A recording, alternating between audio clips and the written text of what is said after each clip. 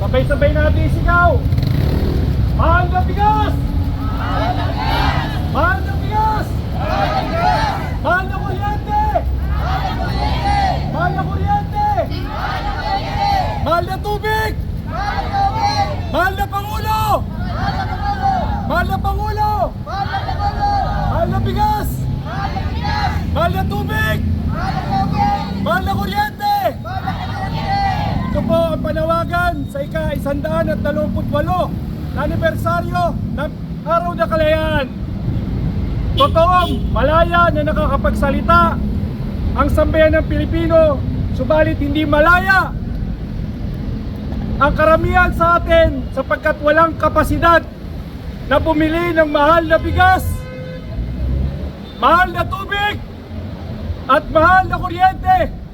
Ito po ang panawagan ng sambayan ng Pilipino sa ating pamahalaan.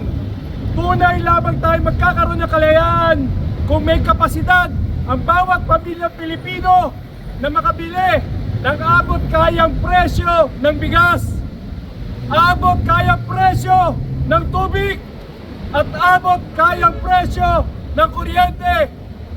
Mahal na bigas! Mahal na bigas!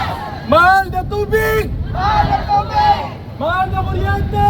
Mahal na kuryente! Mahal na Pangulo! Mahal na Pangulo! Ito po ang sigaw ngayong Araw ng Kalayaan ng maralitang tagalunsod, ng mga consumers at ng mga commuters.